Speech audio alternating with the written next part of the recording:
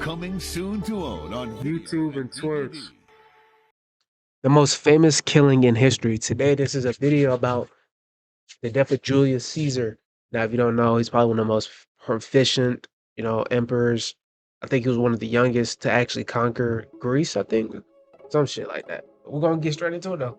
It's the 15th of March, 44 BC, in Rome. The most powerful man in the Roman Republic, the dictator Julius Caesar, walks through the doors of the Curia of Pompey, the temporary gathering point for the Roman Senate's meetings.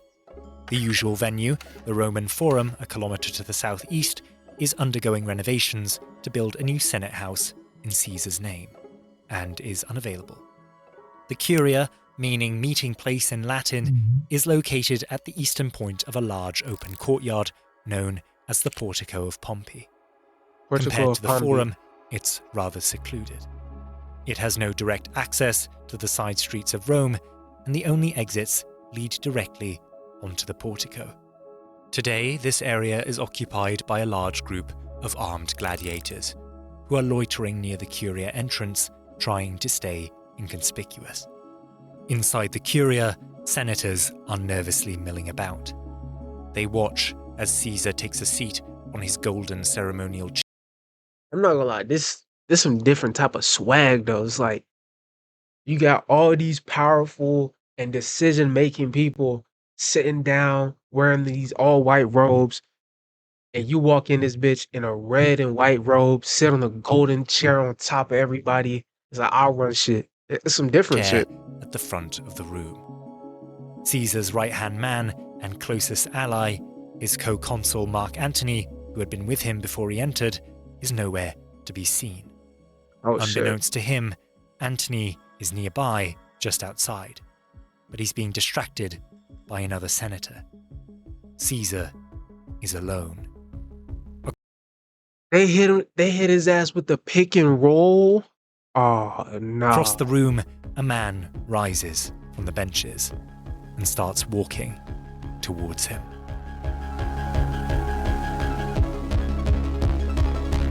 Bruh, they hit his ass with the pick and roll. Assassination of Julius Caesar. But first, this video is sponsored by Odoo.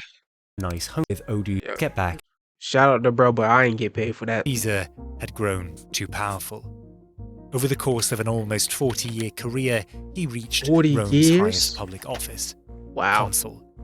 He conquered all of modern-day France and Belgium and parts of Switzerland, Germany, and the Netherlands.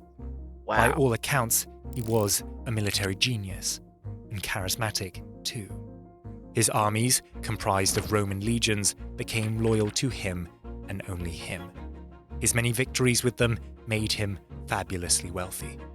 Finally, he had a habit of pandering to the masses, opposing unpopular policies and presenting himself as a man of the people. So basically, they was afraid he would remove the need of the Senate and altogether. His power and his stand with the people in the military. They were afraid that if he got too much of it, he will wipe their necessary needs out completely. But in actuality, this nigga was just taking land and providing for his people of the land he has. He became very popular. Envy is a crazy thing. Too popular. In 49 BC, fearing Caesar was becoming larger than Rome, the Senate, alongside his chief rival, Pompey the Great, moved against him. They attempted to recall him from his campaign in Gaul and strip him of his military command. A command which gave him legal immunity under Roman law. Sensing that his enemies wished to prosecute him and curb his power on his return to the city, Caesar made a fateful decision. With a legion of soldiers in tow, he crossed the Rubicon River in northern Italy. The river marked the border between the Roman heartland and its other provinces, and by Roman law, all returning generals had to disband their armies and lay down their arms before crossing it, as to avoid internal conflicts. By deliberately ignoring this, Caesar started a civil war, one that would last 4 years and span the entire republic. for the retrospective, like history, a 4-year civil war, that's kind of short. In March of 45 BC, he would win that civil war, having defeated Pompey the Great. But it's like, I get you have your discretions, and I definitely didn't use the right word there. But I get you have like y'all don't agree and different viewpoints on things, but this is literally the equivalent of like trying to challenge a LeBron. Yeah, this is like Tyrese Maxey trying to challenge prime LeBron in a one-on-one. Like, why? You know, why would you even try to? Like, he's known for his war tactics, his military power, and winning. Like winning and taking land. Why would like I'm trying to? I get you like have your differences, but it still makes no sense trying to fight a civil war against him. Only man that could rival him in influence and wealth. This made him the undisputed most powerful man in Rome. The Senate, an institution that once sought to reduce his power and influence, elected him to the consulship a further 3 times. And Wow. finally, in February of 44 BC, granted him the title of dictator for life. Dictator for life? You can get that? For a time before the foundation of the Roman Republic, Rome had been ruled by kings. Tyrannical, cruel kings. When the last monarch, Tarquin the Proud, was overthrown around 509 BC, the Roman people, particularly the conservative aristocracy that would end up forming most of the Senate, vowed that no king should rule Rome again. It now seemed that Caesar fancied himself a king. He began wearing opulent royal garbs and constructing statues of himself in public. His allies called for extravagant celebrations in his honor and proposed and later succeeded in changing the month of Quintilis, the month he was born, to Julius. He installed in the Senate a golden chair designed specifically for him, the chair upon which he sits Is that where the month January comes from? Or July? today. Just curious. Caesar had grown too powerful, and he was flaunting it. He threatened the continued existence of the Republic. If defeating him on the battlefield was impossible, his foes would have to find another way to bring him down. They have to sneak him. The men who conspired to kill Caesar, a group of about 60, are And see, this is where I feel like he definitely had too much trust. Because obviously Caesar wasn't the first emperor slash dictator slash king to be in this same type of system with the senators, not actually being for your cause, but they're just for the state of Rome.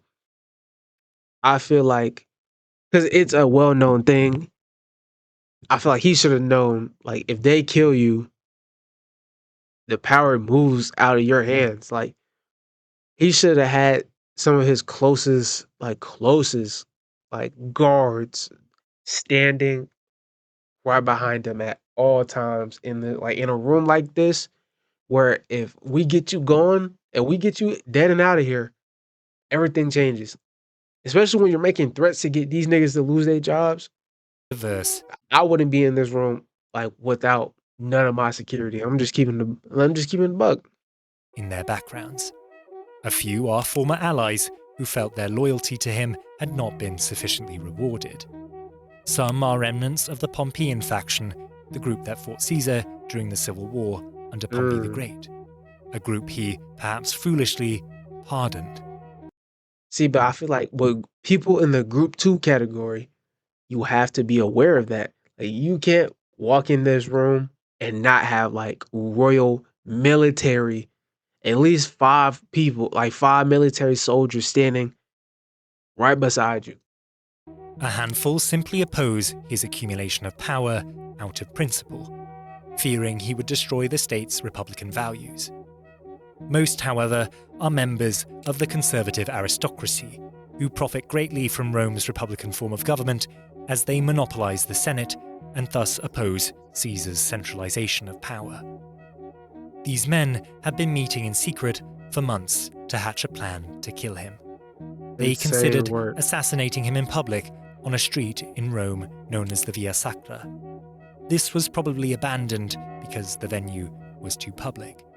Any ally of Caesar's, if they were nearby, could simply intervene. Caesar had no bodyguards on payroll while in the city, but he was known to surround himself with some particularly intimidating friends to compensate.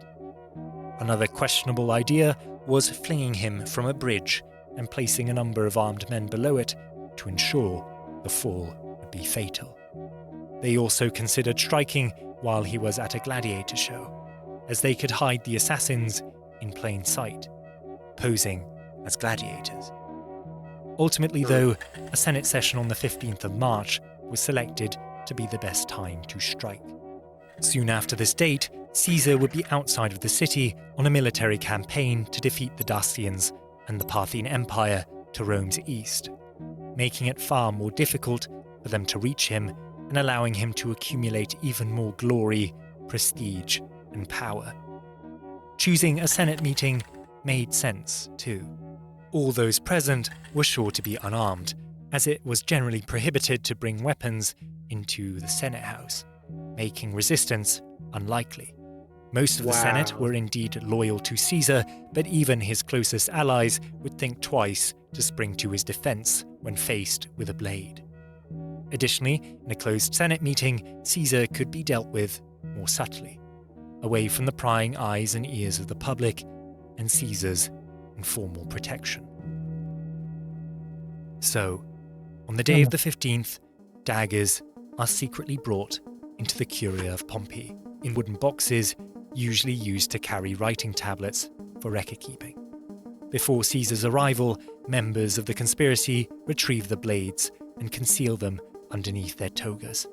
Outside the building, the conspirators deploy a group of armed gladiators to cover the Curia's exits, ensuring that Caesar won't get far should he try to escape.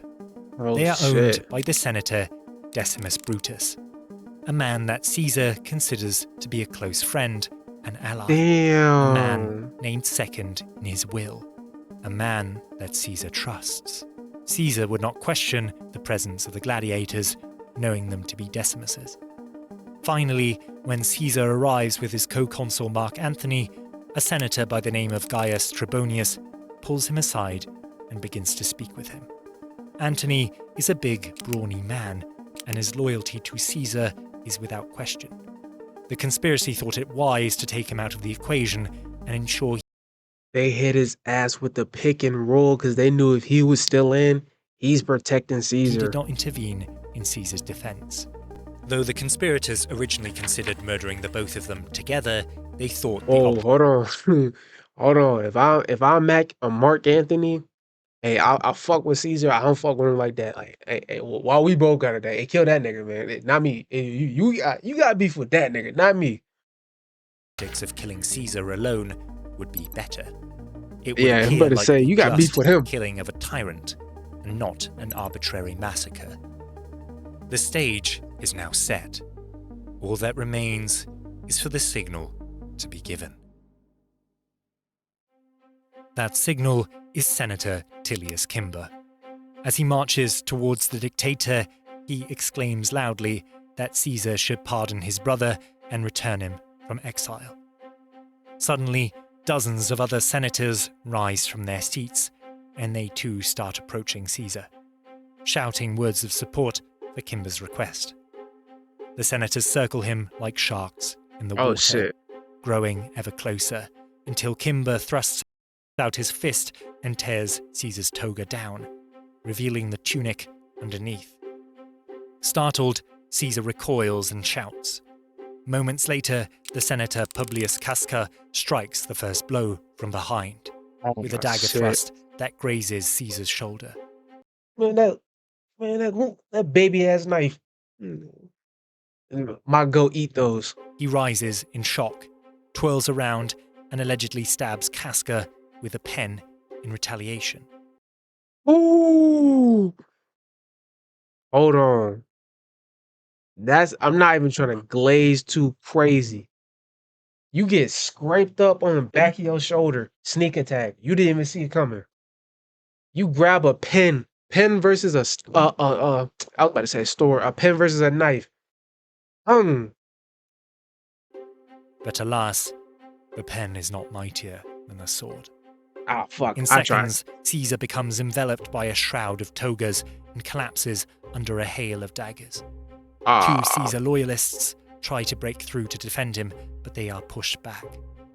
Marcus Brutus, a leading conspirator and former Pompeian, stabs Caesar in the groin amid the frenzy. what the fuck? What type of shit is that? You stabbing niggas in the nuts? Yo, you could have just killed them, bro. What the fuck? A truly humiliating blow. After inflicting 23 stab wounds, the crowd of assassins stand back and admire their work. The would-be king, the tyrant, is dead. In a twist of irony, Caesar would bleed out beneath a statue of his former Civil War rival, Pompey the Great. A statue he had refused to tear down. Wow. Caesar should have seen it coming. He According definitely to should have seen classical that. sources, a month before his demise in February of 44 BC, he visited a fortune teller by the name of Spurinna. He brought to her an animal to be sacrificed, and it is said that on the altar she could not find its heart in its chest cavity. Seeing this as a bad omen, she warned Caesar his life was in danger. The next day, when he returned again with a different sacrifice, she was unable to find part of its liver. From the entrails shit. of the animal, she divined that Caesar would come to great harm on the Ides of March, otherwise known as the 15th. He still didn't listen. That's the crazy part The about it. midpoint of the month. But that wasn't all. The Roman historian Plutarch tells us that on the day before the 15th, Caesar and a fellow senator began discussing the best way to die. To which Caesar responded, quote, "A death which is unexpected." Well, to be fair, he kind of got what he wanted. Ominously, later that evening, when he and his wife Calpurnia were asleep, the windows and doors of their bedchamber flew open simultaneously, rousing Caesar from his slumber. His wife was yet asleep, yet she tossed and turned, muttering something under her breath. The next morning, upon waking up, she begged Caesar not to attend the Senate meeting, for she had dreamt their house had collapsed and seen visions of her holding Caesar's bloodied, lifeless corpse. Caesar was, by Roman standards, not particularly superstitious, but the mounting signs were enough to put even him at unease. But I feel like no matter how much you don't believe in none of that, no how much you like, if you have like people, spiritual people telling you this, you got your friends asking how you want to die, you got your wife telling you not to go to shit, they seen you dying. It's like everybody around you is talking about you dying soon. Like, I get you don't believe, I get you're not like into that, but it's like you gotta pick up on some signs, something. Like if everyone around you is talking about you dying or how you would die, something should be up, especially in that type of time and To be area. sure, he summoned his own seers and had them conduct sacrificial rituals. All of them yielded bad omens. That was enough for him to postpone the Senate meeting, resolving not to attend. So why, in the end, did he end up going? Well, Why did he his end up old going? friend, Decimus Brutus, convinced him on the morning of the Senate meeting to ignore the omens and attend anyway. He Wow. appealed to Caesar's ego. Would it not appear improper and above all ridiculous or cowardly if Caesar did not show his face at Cowardly nigga. This the same nigga that leads people into battle and takes other countries. And you gonna call him cowardly? a session he summoned merely on the grounds of superstition? What would that sort of behavior do to his reputation? Nothing at So all. he went. And on his way to the Curia of Pompey, he was stopped by a man on the street. The man handed him a scroll and urged him to read it immediately, claiming it concerned him. Reports tell us that this scroll supposedly contained details of the plot against him. And this is where I feel like, I don't know, like, I'm trying to put this in like a perspective. Somebody who doesn't believe in no superstitions, no religions, no fate, no nothing. It's like, I get you don't believe in that. I can understand you don't believe in it. But if all these incidents keep happening around this meeting, around this time, you're not picking up on none of that. You went to the superstitious lady. She tell you something's gonna happen to you in March. Your friend's asking if you had to die, what's the best way you gonna die? Your wife telling you she's dreaming, she had a dream about you dying. And then a random man on the street is walking up to you, handing you details about, hey, somebody's trying to kill you. And you still go into his meeting. For one reason or another, Caesar did not read it and walked Damn. directly into the lion's den. Caesar's death would lead to a power vacuum and civil war that determined the fate of the Republic. Caesar's adoptive son, Octavian, and his former consul, Mark Antony, would form an alliance with one of Caesar's most trusted generals, Marcus Lepidus. Together, they would hunt down the men that murdered Caesar and crush all who opposed their rule. On some get back shit. They were like, nah, they wasn't going for that. They tracked these niggas down and killed their ass. Leading ultimately to the fall of the Republic. And in the end, you was scared of the fall of the Republic, but killing Julius Caesar just forced it even more. Rise of a hereditary monarchy under the Roman Empire. Octavian would become emperor, and he would not make his father's mistakes. Caesar pardoned many of his enemies, even promoted them and gave them honors. Where others would have destroyed every trace of Pompey, Caesar elected to keep his statues up as a show of grace. His mercy might have killed him, and it might mean that the last thing that Caesar ever saw while he was dying in a pool of his own blood was a statue of Pompey. Nah, the statue's behind him. Like, if you're getting, like, realistically, if you're getting stomped out, like, you like this, like, you on the ball, he's probably looking forward. He's probably looking at the exit being blocked. Staring down at him mockingly. Caesar treated his foes too kindly and flaunted his power too brazenly, making him a man that people hated, not necessarily a man that they... So when he says kind, he means in the sense that he left many enemies alive and let them grow resentful of his obvious abuse of power. In the words of... I really don't see that much abuse of power besides him. He didn't even say it, but like he was advocating for like the destroying the Senate and the Republican. The historian John Balston, if an authoritarian government was to be established successfully in the Republic's place, it must not be, like Caesar's, an inconsiderate, careless and frank authoritarianism. It must wear a Republican mask, however false.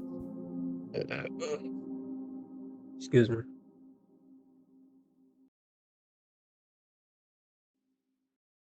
But that was the most famous killing in history.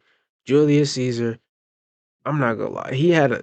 I feel like he had way too many warnings. I get like if you don't believe in none of that, you're probably not gonna listen to it. But I feel like at some point, and too much is too much.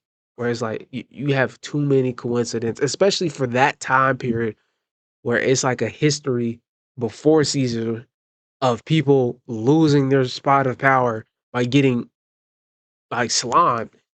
I don't know, but let me know how y'all feel about that. But that means I'll see y'all later though. I'm not trying to score. Your heart's an open door. I got the key. I'm trying to keep composure and some more. I know you want some more. Oh, oh. Can your body hear me? Want you to feel me?